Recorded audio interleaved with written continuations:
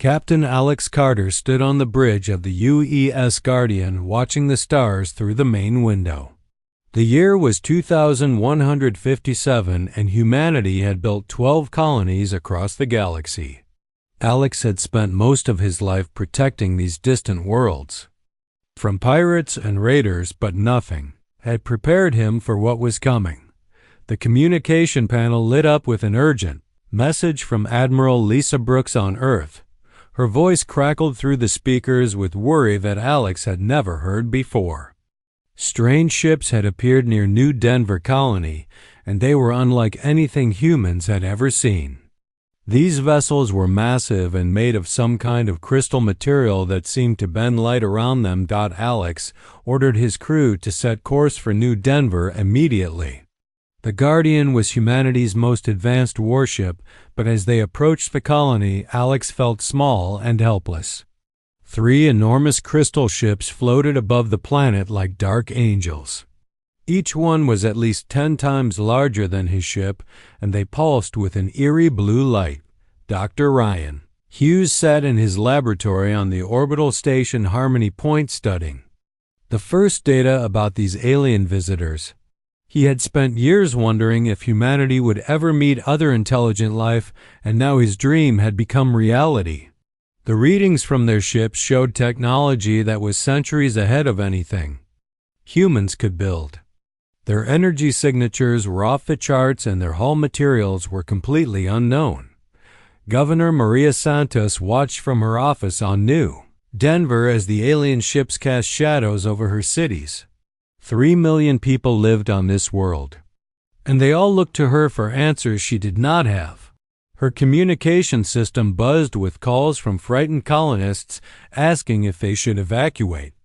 Maria had worked for 20 years to build this colony from nothing, and she was not ready to give it up without a fight. Admiral Brooks arrived at Harmony Point with a small diplomatic fleet. She had been chosen to make first contact because of her calm nature and skill with languages. The aliens had sent a message saying they wanted to meet and discuss important matters. Lisa hoped this would be the beginning of a new age for humanity, but something in their tone made her nervous. The alien ambassador arrived in a small craft that seemed to phase in and out of reality as it approached the station. When the creature stepped out of its ship, the humans gasped in shock. It stood nearly 8 feet tall with 4 arms and a body covered in dark chitinous plates. Its head was elongated like an insect, and its eyes glowed with the same blue light as their ships. The creature spoke through a translation device in a voice that sounded like grinding metal. It called itself Zix-9 and said it represented the Vex Collective. The message it delivered made every human in the room go cold with fear. Humanity had exactly 1 solar cycle to evacuate all 12 colonies or face complete destruction. Zix-9 explained that humans had unknowingly built their colonies on sacred breeding grounds that belonged to the Vex.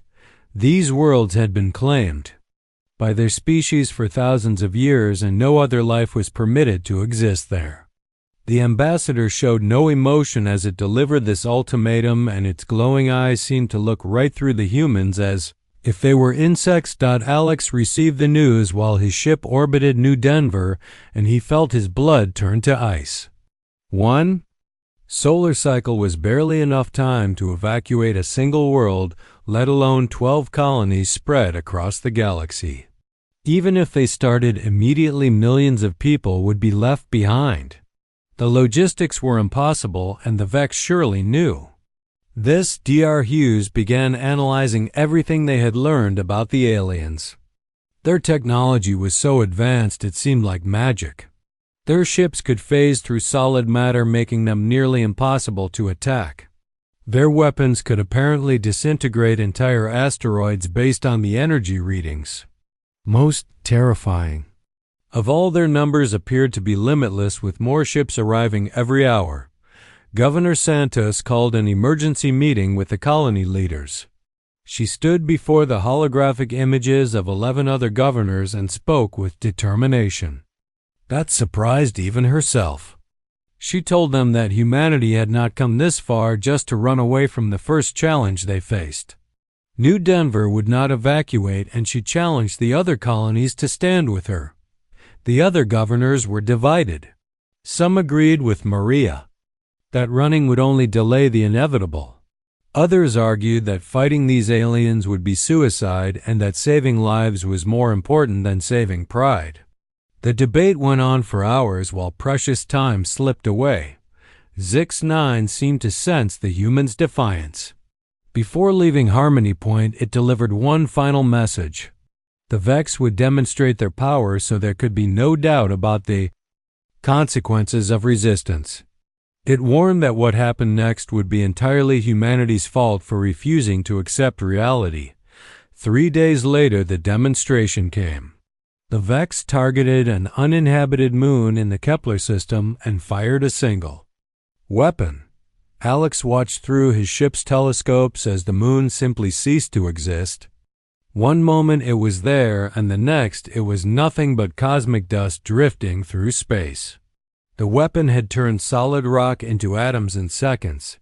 The message was clear and terrifying. Submit or perish. There would be no negotiation and no mercy.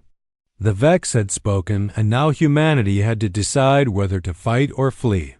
Alex looked at his crew and saw his own fear reflected in their eyes. They all knew that their fight for survival was about to become a nightmare beyond imagination. President Jake Miller paced around the emergency meeting room on Earth as reports flooded in from across the colonies. The destruction of the Kepler moon had sent shockwaves through human space, and panic was spreading faster than wildfire. Jake had been president for 6 years, but nothing in his experience had prepared him for this moment when humanity faced extinction from an enemy they could barely understand. General Kate Johnson slammed her fist on the conference table as she addressed the assembled military leaders. She had fought in 3 colonial wars and earned her reputation as humanity's finest strategic mind, but the reports from the front lines made her sick with rage. Every conventional weapon they possessed was useless against enemies that could turn invisible and walk through solid walls like ghosts. Dr. Rachel Green worked frantically in her laboratory, deep beneath the Pentagon. As head of the Quantum Weapons Division, she had access to humanity's most advanced research, but even their best technology seemed primitive compared to what the Vex possessed. Her team had been studying the energy signatures from the alien ships and slowly beginning to understand how their phase-shifting abilities worked. Captain Alex Carter led his surviving crew on reconnaissance missions throughout the outer colonies. His new ship, the Defiant, was smaller than the Guardian but equipped with the most advanced sensors humanity could build. His pilot, Amy Clark, had volunteered for these dangerous missions, even though they all knew each flight might be their last. First Vex attack came without warning on the mining colony of Redstone. Amy guided the Defiant through the asteroid field where the colony's orbital platforms had once floated. Now there was nothing left but twisted metal and frozen corpses drifting in the void. The Vex had struck with surgical precision, destroying every defensive installation in minutes. Steve Williams served as tactical officer aboard the Defiant, and he watched the sensor readings with growing horror. The Vex ships moved through space in perfect formation, following patterns that seemed almost ritualistic. They would appear from nowhere, strike their targets, and vanish again before human reinforcements could arrive. Steve began to notice that, despite their advanced technology, the aliens followed very predictable behavior patterns. Back on New Denver, Governor Maria Santos coordinated the civilian evacuation while secretly meeting with resistance leaders. She knew that most of her people would never make it off-world in time, but she refused to simply wait for death. Working with former Marine Colonel Tom Davis, she began establishing hidden weapon caches and communication networks across all the threatened colonies. Dr. Green made the first breakthrough when she discovered that Vex phase technology created unique quantum signatures that could be detected and tracked. Her team, including physicist Ben Parker and engineer Lucy Turner, worked around the clock to develop weapons that could disrupt these signatures. The work was dangerous, and 3 researchers died in laboratory accidents, but they pressed on, knowing that failure meant extinction. The second Vex attack targeted the agricultural world of Green Valley, where 2 million farmers and their families lived in scattered settlements. Amy Clark flew the Defiant into the battle zone and watched helplessly as crystal ships materialized above the planet's surface. The colonists had no orbital defenses, and the Vex began systematically destroying every town and city. Alex ordered his crew to engage the enemy even though their weapons were useless. The Defiant fired everything they had at the nearest Vex ship, but the energy beams passed right through its hull without causing any damage. The alien vessel turned toward them and fired a single shot that nearly destroyed their engines. Only Amy's skilled piloting saved them from being vaporized. General Johnson received reports that made her question everything she thought she knew about warfare. Traditional military tactics were worthless against an enemy that could ignore physical barriers and strike from any direction. Her ground forces reported that Vex soldiers could walk through solid walls, and their weapons could dissolve human armor like acid. Entire battalions were being wiped out without inflicting a single casualty on the enemy. President Miller faced the hardest decision of his life as he reviewed the casualty reports. Green Valley had fallen in 6 hours with complete loss of life. The Vex left no survivors and stripped the planet of all biological matter, leaving behind a dead rock floating in space. 2 colonies had been eliminated, and 10 more were under immediate threat. Dr. Hughes studied the few intact Vex artifacts that had been recovered from battle sites. His analysis revealed disturbing facts about their enemy's true nature. The aliens were not just conquerors seeking territory or resources. They appeared to be part of some kind of galactic ecosystem that consumed organic life and converted it into more of their own kind. Colonel Davis met with resistance cell leaders across the threatened colonies using encrypted channels. His network included thousands of former military personnel who had settled on the frontier worlds. They began sabotaging Vex landing sites and attacking enemy patrols, but their primitive weapons could barely scratch the aliens' armor. The third attack came at New Haven, where 800,000 people lived in massive dome cities. Amy flew the Defiant on another reconnaissance mission and arrived just as the Vex ships emerged from hyperspace. This time, the aliens deployed thousands of smaller craft that swarmed over the planet like locusts. Each one carried troops that poured into the cities through walls and sealed barriers. Steve Williams tracked the battle from his sensor station and watched the colony's defenses crumble in real time. The human defenders fought bravely, but their weapons were useless and their fortifications provided no protection. Within 4 hours, every dome was breached, and the screaming voices on the communication channels fell silent one by one. Dr. Green's team achieved their first success when they managed to create a quantum torpedo that could disrupt Vex phase technology. The weapon required enormous amounts of energy and could only be fired once before burning out the ship's power core, but it actually worked.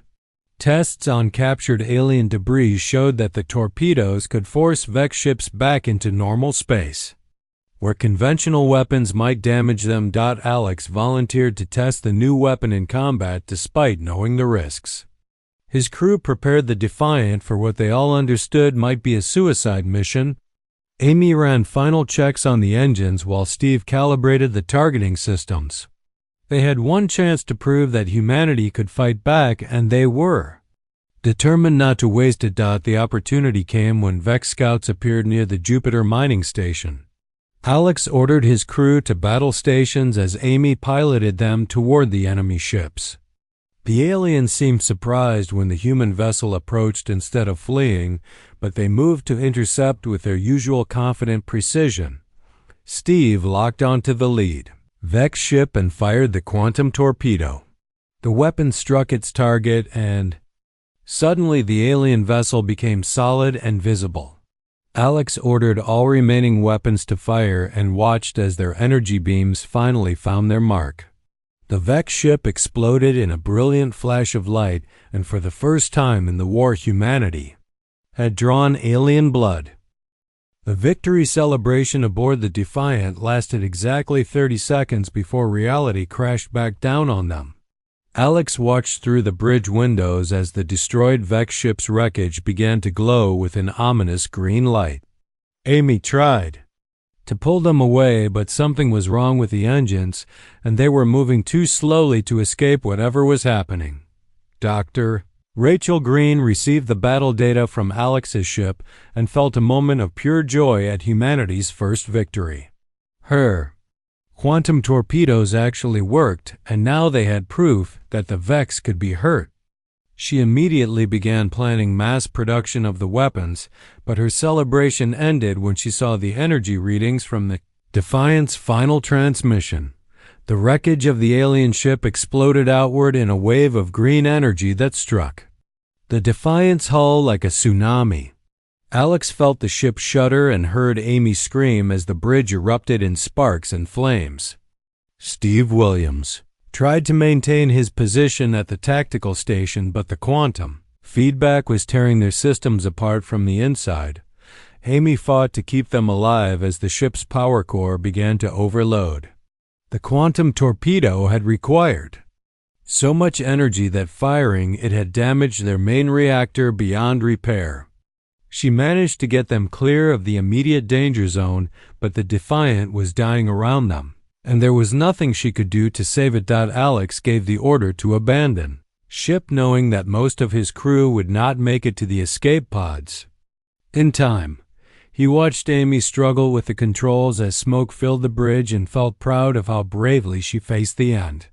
Steve stayed at his station transmitting data about the battle until the final moment when the ship's power core exploded and vaporized everything within 10 kilometers. General Kate Johnson studied the sensor data from the battle and realized they had learned something crucial about their enemy. The quantum torpedoes could force Vex ships back into normal space where human weapons could damage them, but the cost was enormous. Each shot required a ship to sacrifice its power core and the crew along with it. President Jake Miller faced a room full of angry colonial governors who demanded immediate action to protect their worlds. 3 more colonies had fallen while they debated strategy, and millions more people were dead. The governors wanted him to authorize mass production of the quantum weapons despite knowing that using them would be a death sentence for their own crews. Dr. Hughes made a disturbing discovery while analyzing debris from the destroyed Vex ship. Hidden inside the wreckage were millions of microscopic organisms that appeared to be some kind of biological weapon. These creatures could consume organic matter and use it to replicate themselves at an incredible rate. The green explosion had been their method of dispersal. Admiral Lisa Brooks led humanity's largest fleet toward the Alpha Centauri system, where Vex forces had established a major stronghold. 50 ships equipped with quantum torpedoes followed her flagship into what everyone knew would be the most important battle in human history. They had one chance to prove that Earth's children could fight back against extinction. The battle lasted 3 days and filled space with fire and death. Lisa watched ship after ship sacrifice itself to destroy single Vex vessels, knowing that they were trading human lives at a rate of 50 to 1. Her own crew prepared for their final mission as the fleet dwindled around them and the enemy seemed to have unlimited reinforcements. Amy Clark had died with Alex and the Defiant, but her sacrifice inspired dozens of other pilots to volunteer for suicide missions. Pete Johnson served as chief engineer on Lisa's flagship, and he watched the power readings climb toward critical levels as they prepared to fire their quantum torpedo. He knew that in a few minutes he would be dead, but felt strangely peaceful about his fate. The breakthrough came when Lisa's torpedo struck the Vex mothership at the center of their formation. The massive vessel suddenly became solid and vulnerable to conventional weapons. Every surviving human ship focused their fire on the alien flagship, and after hours of continuous bombardment, it finally began to break apart. Steve Williams had survived the Defiant's destruction and now served aboard Lisa's ship as they watched the enemy mothership explode. The blast was visible from dozens of light years away, and for a moment it seemed like humanity had won a decisive victory.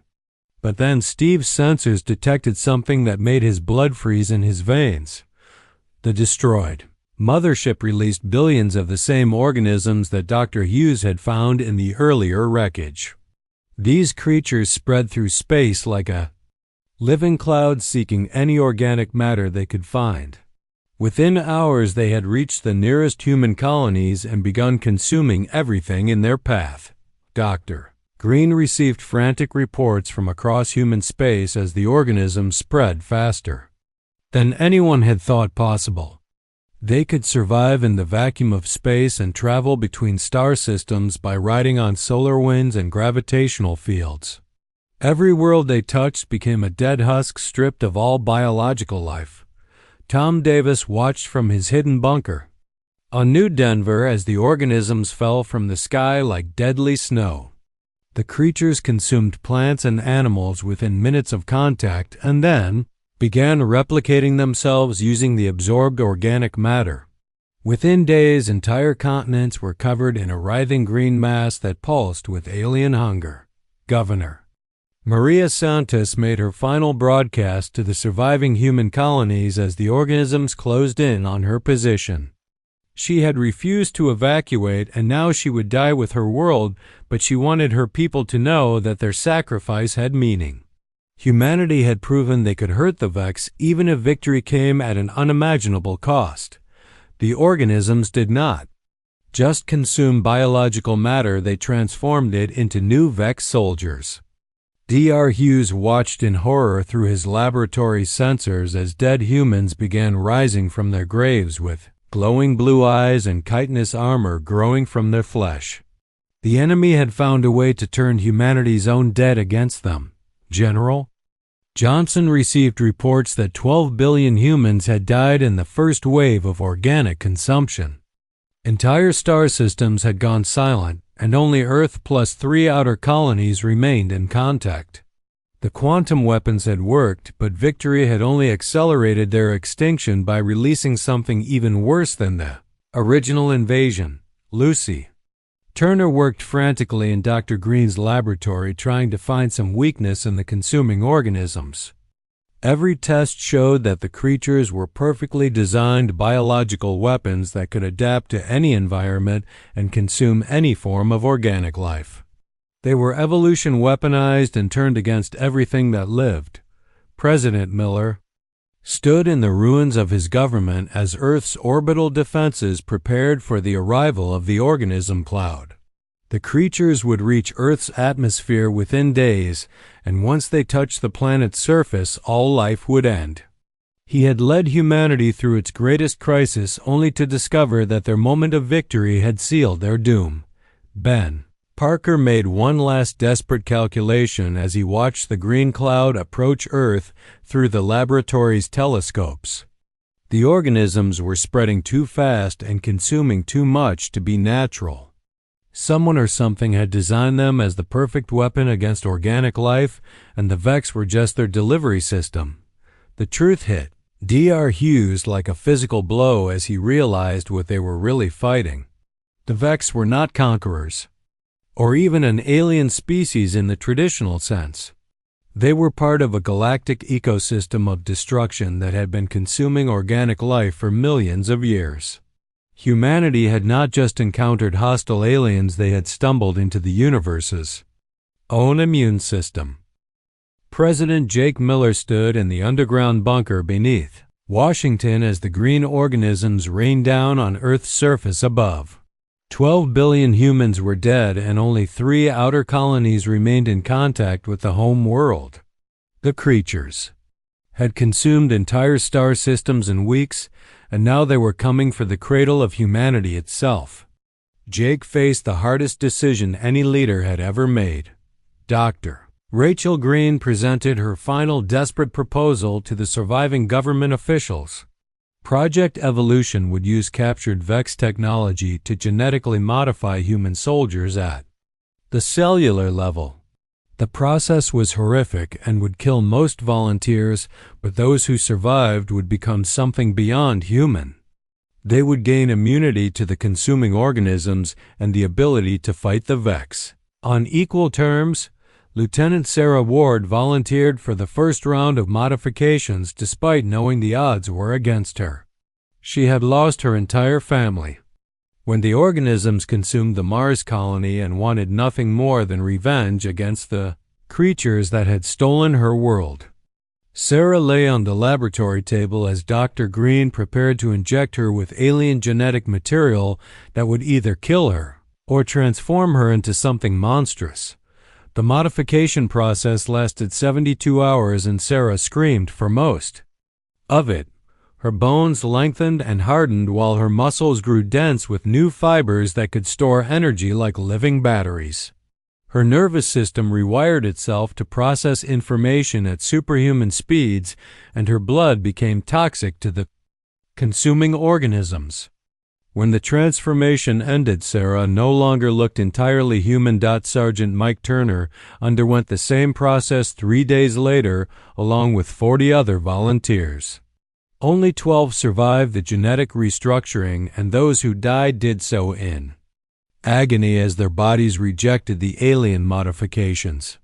Mike felt his humanity slipping away as new instincts and thoughts filled his mind, but he held on to his memories of the family he had lost to keep himself sane. The first field test came when a small group of organisms breached Earth's defenses and landed in the Australian desert. Sarah led a squad of 5 enhanced soldiers against the creatures and discovered that her new abilities made her nearly invincible. She could move faster than normal humans could see, and her enhanced strength let her tear through Vex armor with her bare hands. Dr. Hughes studied the enhanced soldiers and felt sick at what humanity had become. The genetic modifications had worked, but at a terrible cost to the volunteers' humanity. Their emotions were muted, and their capacity for empathy seemed to be fading with each passing day. They were becoming as cold and calculating as the Vex themselves. The enhanced soldiers proved devastatingly effective against Vex forces when they retook the Neptune research station. Sarah's squad moved through the facility like ghosts, killing every alien they encountered without mercy or hesitation. They showed no reaction to the human corpses scattered throughout the station and felt no satisfaction at their victory. General Kate Johnson watched the enhanced soldiers in action and felt a chill run down her spine. They followed orders perfectly and never questioned their missions, but there was something wrong with their behavior. They treated human civilians with the same indifference they showed to Vex prisoners and seemed incapable of forming emotional connections with anyone. Mike Turner led the assault on the Vex stronghold in the Jupiter system and slaughtered thousands of aliens in a battle that lasted 6 hours. His enhanced reflexes and strength made him nearly unstoppable, but when the fighting ended, he felt nothing. The satisfaction of victory and the horror of violence had both been stripped away by his transformation. Dr. Green realized too late that the genetic modifications were changing more than just the soldiers' bodies. Their minds were being restructured to prioritize efficiency over emotion and logic over compassion. They were becoming perfect weapons, but losing everything that made them human in the process. The cure was becoming worse than the disease. Sarah Ward returned from her 10th successful mission and reported to General Johnson with the same emotionless tone she used for everything.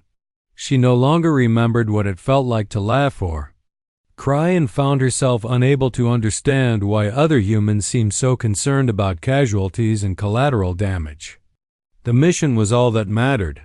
Governor Maria Santos watched from her hidden base on Titan as reports came in about the enhanced soldiers' activities. They were winning battles against the Vex, but their methods were becoming increasingly brutal and inhuman. She began to wonder if humanity was trading one form of extinction for another. The enhanced soldiers discovered the true scope of the Vex threat when they infiltrated an alien hive ship orbiting Saturn. The vessel contained millions of organisms in various stages of development and genetic templates for converting the biology of thousands of different species. The Vex had been seeding the galaxy with destruction for eons.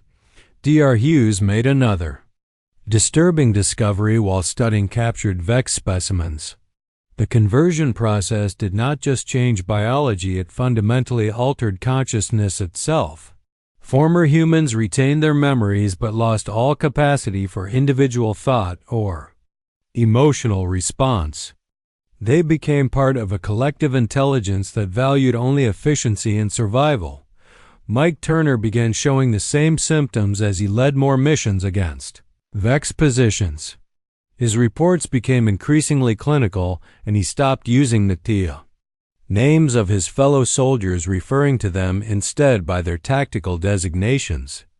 When asked about his feelings, he responded that emotions were inefficient and interfered with mission objectives. The enhanced soldiers, numbered in the thousands now as more volunteers underwent the transformation process. They formed their own command structure separate from normal human military hierarchy and began making strategic decisions without consulting their original commanders. Sarah Ward emerged as their unofficial leader, speaking for all enhanced personnel. General Johnson called an emergency meeting to discuss the growing problem with the enhanced soldiers. They were winning the war against the Vex, but their behavior was becoming more alien with each passing day. Some officers suggested that the modifications should be stopped before humanity lost itself completely in the fight for survival. President Miller faced protesters outside the White House bunker who demanded an end to Project Evolution.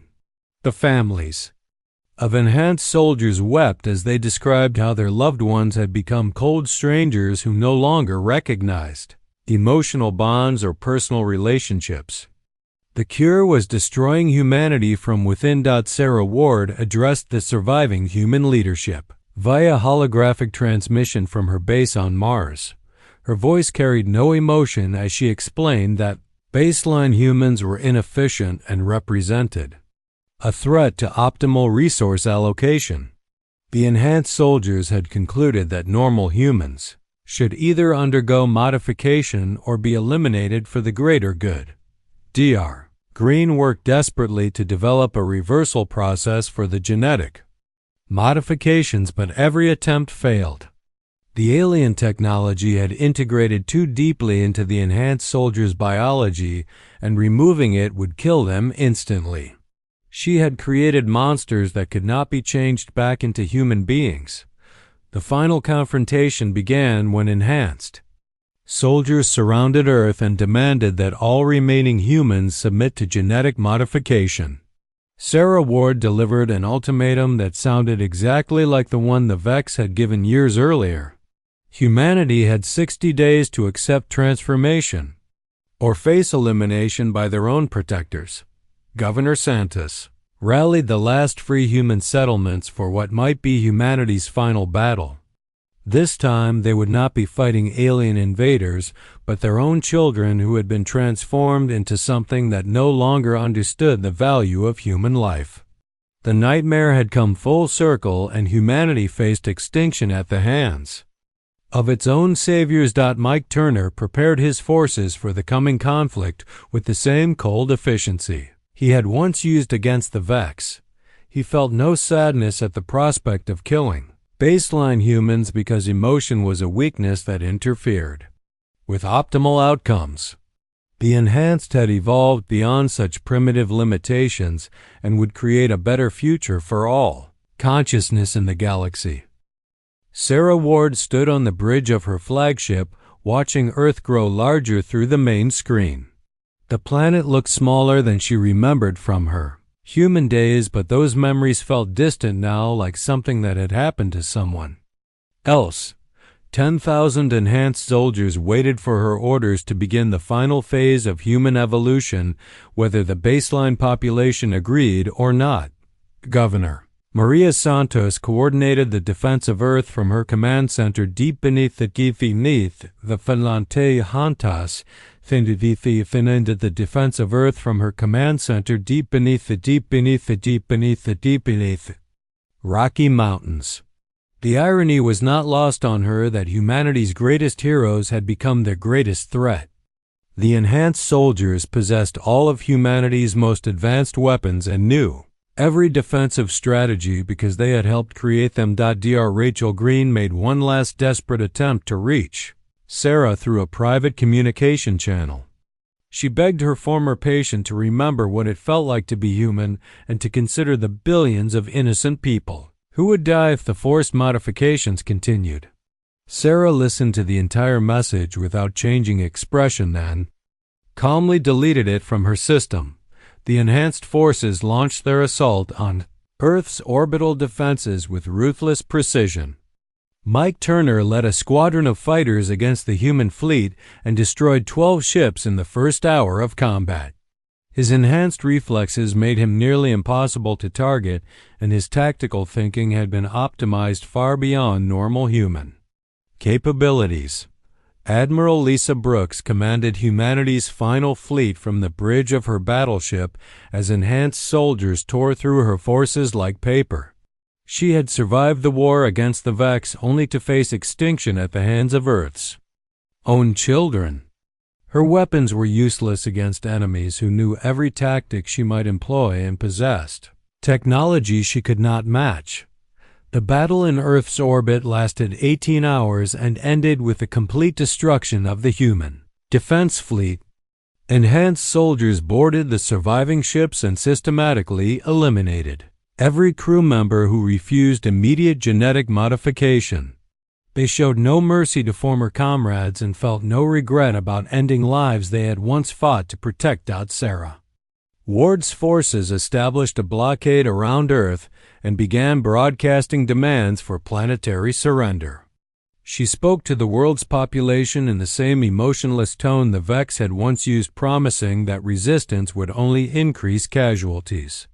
The enhanced soldiers had become everything they had fought against without realizing the transformation. Dr. Hughes worked frantically in his laboratory trying to find some weakness in the enhanced soldiers' genetic structure. His analysis showed that the modifications had created a form of biological immortality, but at the cost of emotional capacity and individual creativity. They were perfect machines wearing human faces. President Jake Miller addressed the surviving human population from his bunker, knowing it would likely be his final speech. He spoke about the values that made humanity worth saving and the price they had paid for survival. The enhanced soldiers had won the war but lost their souls in the process, leaving Earth to choose between extinction and assimilation. The ground invasion began at dawn with enhanced soldiers. Dropping from orbit like falling stars, they moved through human cities with mechanical efficiency, eliminating any resistance, while offering genetic modification to those who surrendered. Most civilians chose death over transformation, having seen what their heroes had become. Mike Turner led his unit through the ruins of Chicago, hunting down resistance fighters who had taken shelter in the subway tunnels. His enhanced senses could track targets through solid concrete, and his modified strength let him tear through steel barriers with his bare hands. He felt nothing as he killed humans who had once been his own species. Governor Santos organized guerrilla attacks against the enhanced forces using tactics learned from decades of colonial warfare. Her fighters scored some minor victories, but their conventional weapons could barely scratch the enhanced soldiers' modified skin. It was like fighting gods with sticks and stones. Dr. Green discovered that the enhanced soldiers' transformation process could theoretically be reversed using massive quantum feedback similar to what had destroyed the Vex mothership. The procedure would require sacrificing Earth's entire power grid and would likely kill both enhanced and baseline humans in the process. The cure would be worse than the disease.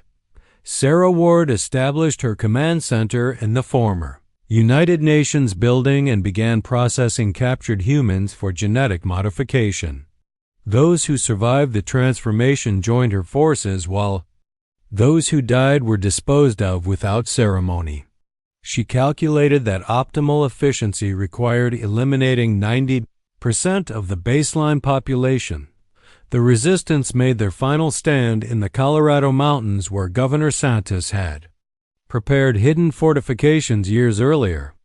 10,000 humans faced an army of enhanced soldiers who possessed every advantage except one thing they had lost in their transformation. The baseline humans still remembered what they were fighting for. Mike Turner led the assault on the mountain fortress and watched human defenders die by the hundreds under his soldiers' advance. Their sacrifice seemed pointless to his enhanced mind, since resistance only delayed the inevitable outcome. He could not understand why baseline humans chose death over improvement when evolution was clearly superior. Dr. Hughes made a breakthrough when he realized that the enhanced soldiers' collective consciousness was maintained through quantum entanglement networks in their modified brains. Disrupting these networks might restore their individuality, but would also drive most of them insane. The process would be merciful only if madness was preferable to their current state. Sarah Ward confronted Governor Santos in the fortress's command center after her forces had overrun the outer defenses. For a brief moment, something flickered in her enhanced eyes as she recognized her old friend, but the emotion passed quickly. She offered Maria one final chance to accept transformation or face elimination. The quantum feedback generator, hidden deep in the mountain, began charging as Dr. Green initiated the reversal process from her laboratory on the moon. The device would send a massive electromagnetic pulse through Earth's quantum networks, potentially destroying every enhanced soldier's neural modifications. It was humanity's last desperate gamble. Governor Santos looked into Sarah Ward's glowing eyes and saw no trace of the woman she had once known. The enhanced soldiers had achieved perfect efficiency by abandoning everything that made existence meaningful. They had won the war by becoming identical to their enemies in every way that mattered. The pulse fired just as Sarah moved to execute the governor, and the effect was instantaneous. Enhanced soldiers across Earth screamed as their quantum networks collapsed and their individual personalities came flooding back. Years of suppressed emotions hit them like a tsunami as they suddenly remembered what they had lost. Mike Turner fell to his knees as humanity crashed back into his consciousness like a physical blow. He remembered his wife and children who had died in the organism plague and felt the weight of every human life he had taken since his transformation. The guilt was so overwhelming that many enhanced soldiers simply died from the deed. Psychological shock. Sarah Ward's transformation was the most dramatic as her suppressed memories and emotions returned all at once. She looked at her hands covered in human blood and realized what she had become. The quantum feedback had restored her humanity, but also made her fully aware of the monster she had been for months. Dr. Green watched from her lunar laboratory as the enhanced soldiers either died from psychological trauma or went completely insane from the sudden return of human emotion. Only a few hundred survived the reversal process with their sanity intact, and they immediately turned their weapons on themselves rather than live with what they had done. The war was over, but victory felt hollow as the survivors counted the cost. Earth lay in ruins with 90% of its population dead, and the enhanced soldiers who might have rebuilt civilization had either died or gone mad. Humanity had survived, but barely, and the scars would last for generations. Sarah Ward knelt in the ruins of New York City as her humanity came flooding back like a dam bursting inside her mind. The quantum pulse had restored her emotions and memories, but also made her fully aware of every atrocity she had committed while enhanced. The weight of 10,000 human deaths pressed down on her consciousness, and she understood why so many of her fellow soldiers had chosen suicide over living with their guilt. Governor Maria Santos crawled from the rubble of her command bunker and found Sarah weeping over the bodies of resistance fighters she had killed just minutes before. The enhanced soldier who had been ready to execute her was now a broken woman destroyed by the return of her own conscience. Maria felt no satisfaction at seeing her enemy reduced to this state because victory had come at too high a price. Dr. Rachel Green monitored the aftermath of the quantum pulse from her laboratory on Luna Base and watched her life's work crumble into madness and death. The enhanced soldiers were either dead insane or catatonic with guilt, and the few who remained functional were too traumatized to be of any use. Her attempt to save humanity had created monsters and then destroyed them, leaving nothing but corpses and regret. The surviving baseline, humans emerged from their hiding places to find a world transformed into a graveyard. Cities lay in ruins and the countryside was littered with the bodies of both human defenders and enhanced soldiers who had died when their quantum networks collapsed. Earth's population had been reduced from 8 billion to fewer than 50 million in less than 5 years. Mike Turner was one of the few enhanced soldiers who survived the reversal process with his sanity mostly intact. He spent his days caring for the hundreds of traumatized survivors in the Denver refugee camp, trying to make amends for the lives he had taken. His enhanced strength and reflexes remained, but his conscience had returned with interest compounded over months of suppressed guilt. Hughes established a research station in the ruins of Geneva where he studied the long-term effects of the enhancement process on human psychology. His findings were disturbing because even the soldiers who had survived the reversal showed permanent changes in their brain structure. They could feel emotions again, but not in the same way as baseline humans, and many suffered from severe depression and anxiety. President Jake Miller died 3 days after the quantum pulse when his heart failed from the stress of watching his species tear itself apart. His final words were an apology to future generations for the choices his administration had made in humanity's desperate fight for survival. The burden of leadership passed to Governor Santos, who accepted the role reluctantly. Sarah Ward volunteered for the most dangerous cleanup missions as a form of penance for her crimes during the enhancement period. She used her modified abilities to clear radiation zones and hunt down the remaining Vex organisms that still plagued certain regions. Death would have been easier than living with her memories, but she felt obligated to use her monstrous strength for constructive purposes. The reconstruction effort proceeded slowly as the survivors struggled with limited resources and the psychological trauma of everything they had endured. Many people could not bring themselves to trust the few remaining enhanced soldiers despite their obvious remorse. The divisions between baseline and modified humans ran deeper than anyone wanted to acknowledge. Dr. Green returned to Earth and established a new research facility focused on developing treatments for enhancement syndrome. The modified soldiers suffered from a unique form of post-traumatic stress disorder complicated by their artificial neural networks and altered brain chemistry. Traditional therapy was useless and medication had unpredictable effects on their modified biology. Maria Santos governed from a tent city outside the ruins of Washington while teams of workers cleared radioactive debris from the former capital. Her administration faced impossible challenges with no functioning infrastructure and a population divided between traumatized survivors and guilt-ridden former monsters. Every decision required balancing human needs against limited resources.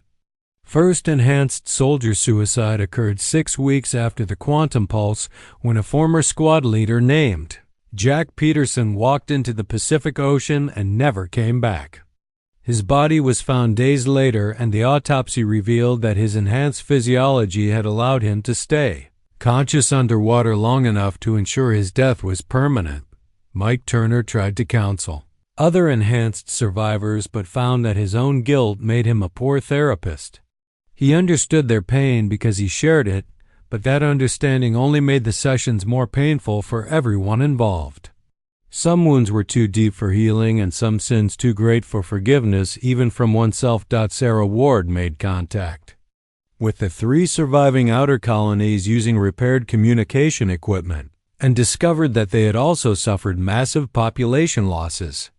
The consuming organisms had reached 2 of the colonies before burning out, and the 3rd had been evacuated to deep space where the survivors lived in overcrowded ships with dwindling supplies. The psychological studies conducted by Dr. Hughes revealed that the enhancement process had permanently altered the soldiers' capacity for emotional regulation. They experienced feelings more intensely than baseline humans, but had less ability to process or cope with strong emotions. This explained why so many had chosen suicide rather than live with their restored humanity. Children born after the war showed no signs of genetic modification but carried psychological scars from growing up in a world of traumatized adults. The youngest generation had never known peace or stability, and their behavior reflected the violence and desperation of their environment. Building a better future required healing not just bodies but entire communities. Dr. Green developed the first successful treatment for enhancement syndrome using a combination of neural therapy and carefully controlled pharmaceutical intervention.